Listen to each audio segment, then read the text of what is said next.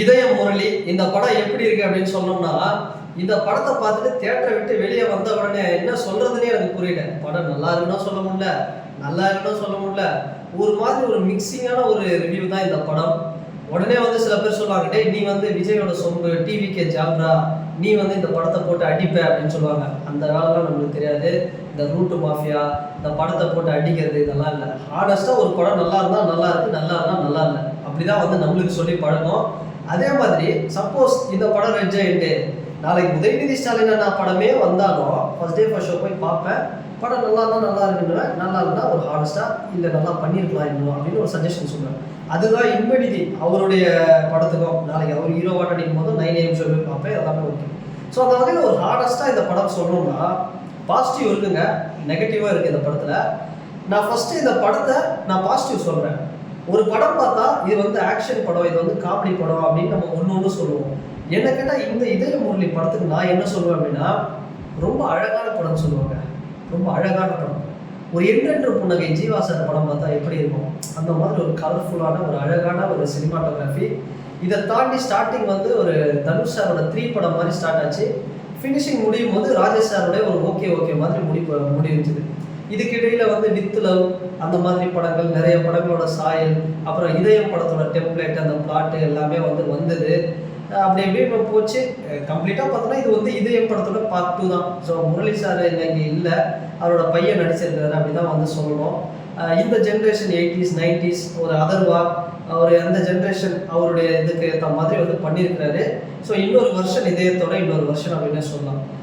படம் வந்து ஸ்டார்டிங்கில் இந்த 90s கிட்ஸ் அந்த காலகட்டங்களில் ஸ்டார்ட் ஆகும்போது முத்தம் கொடுத்தா குழந்தை பிறந்துடும் அப்படின்னு நம்பி ஒரு சின்ன பையன், அதாவது அதர்வா சாரோட கேரக்டர், சின்ன பையன் நம்பி டீச்சர் வந்து அந்த டைமில் ப்ரெக்னென்ட் ஆகிடுவாங்க. இவனுக்கு முத்தம் கொடுப்பாங்க டீச்சர், அந்த டீச்சர் வந்து ப்ரெக்னென்ட் ஆகிடுவாங்க.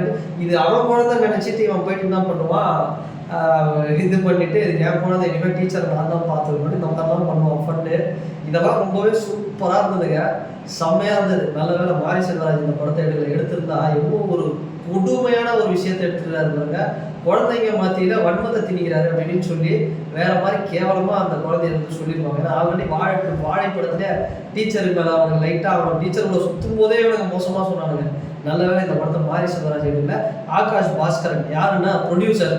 இவர் வந்து நம்ம உதயநிதி சாருக்கு வந்து சொந்தக்காரு அப்படின்னு சொல்கிறாங்க, சில பேர் பினாமின்றாங்க, அதெல்லாம் நம்ம விட்டுருவோம். ஆனால் இவர் வந்து ஒரு பெரிய ஒரு பிக் ஷாட்டு பையன், பிஸ்னஸ் மேனோட பையன். டைரக்டராக நாடும் ரவுடிதான் படத்தோடைய விக்னேஷ் சிவன் கிட்ட அசிஸ்டண்டாக ஒர்க் பண்ணி இன்னைக்கு ஒரு படத்தை டைரக்ஷன் பண்ணி இயக்கி நல்லா சூப்பராக பண்ணியிருக்காருன்னு சொல்லலாம். ஸோ இவங்க வந்து டிஎம்கே ஃபேமிலியோட ஒரு டைப் இருக்காங்க, ரெட் ஜெயண்டோட உதயநிதி சாரோட க்ளோஸாக இருக்காங்க, அதெல்லாம் நம்ம விட்டுருவோம். ஆனால் உண்மையாகவே ஒரு ப்ரொடியூசருக்கு ஒரு ஆசை வரும் பார்த்தீங்களா, நம்ம வந்து ஒரு டைரக்ஷன் பண்ணால் எப்படி இருக்கும், சரி பண்ணி பார்ப்போம் அப்படின்னு ஒரு நல்ல அட்டம்ப்டை பண்ணியிருக்கேன். ஸோ எனக்கு அது ரொம்ப பிடிச்சிருந்தது. படத்தில் வரக்கூடிய கேரக்டர்ஸ் வந்து ரொம்ப ஒரு பாசிட்டிவ். இந்த படத்தோட இன்னொரு பாசிட்டிவ், நட்டி சார் அப்பா அம்மா இல்லாத ஒரு பையனை வளர்த்த ஒரு மாமா, தாய் தந்தையாக இருந்து வாழ்ந்துருக்கிறாருன்னு சொல்லலாம். அவ்வளோ ஒரு சூப்பரான மெச்சூரான ஒரு கேரக்டர். தன்னுடைய வாழ்க்கையவே வந்து அதர்வாக்காக அர்ப்பணித்த ஒரு கேரக்டர். அவ்வளோ சூப்பராக இருந்தது அந்த கேரக்டர். நடுவில் வந்து 2011 வேர்ல்டு கப் நடக்கும், மேட்ச் பார்ப்பாங்க. அந்த இடத்துல தோனியை பற்றி தப்பாக பேசுகிற சிஎஸ்கே ரெஃபரன்ஸு, தோனி ரெஃபரன்ஸ் இப்படின்னு படம் ஃபுல்லாக லொல்லு மாறன் வருவார், சிஎஸ்கே பஸ் டிரைவராக. இதெல்லாம் அப்படியே ஒரு சூப்பராக இருக்கும். அப்புறம் இசையமைப்பாளர் தமன் மியூசிக் போட்டு நம்ம பார்த்துருக்கோம்.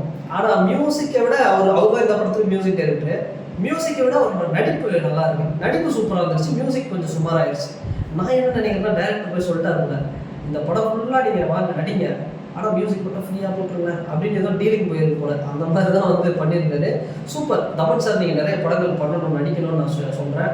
அப்புறம் ஹீரோயின் பிரீத்தி முகுந்தன் வந்து பார்த்தோம்னா ஒரு சூப்பரான ஒரு ரோல் வராங்க. நான் அதை வந்து சொல்ல விரும்பல. படம் பாருங்க, ஃபர்ஸ்ட் ஹாஃப்ல உண்மையாகவே இந்த மாதிரி ஒரு லவ் கான்செப்ட் மேபி ஒரு ஹாலிவுட் படத்துல வந்து எடுத்துருக்காங்களோ எனக்கு தெரியல. அவ்வளோ சூப்பரான ஒரு லவ் ஸ்டோரி. என்னடா பண்ணுறதுன்னு தெரியாமல் அவன் வந்து திணறி இருப்பான், அந்த மாதிரி வந்து இருந்தது.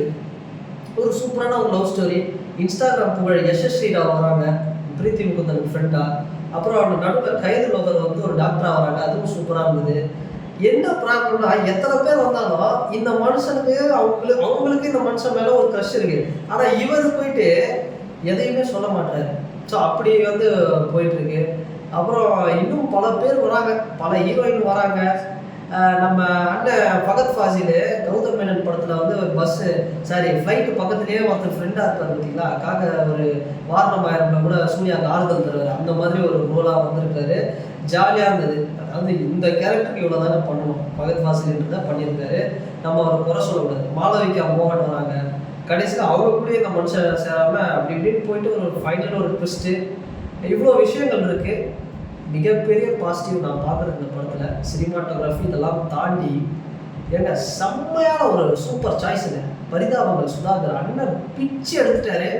சிரிச்சுக்கிட்டே இருந்தோம், ரசிச்சுக்கிட்டே இருந்தோம். காதல் கொண்டேன் படத்தில் போர்டில் ப்ராப்ளம் சால்வ் பண்ணுற சீனெல்லாம் எடுத்து பண்ணிட்டாரு அவர். அந்த அளவுக்கு யுவன் பிஜிஎம் கூட வேற லெவலில் ஒரு சம்பவம் பண்ணிட்டார் சுதாகர் அண்ணன். சூப்பர்.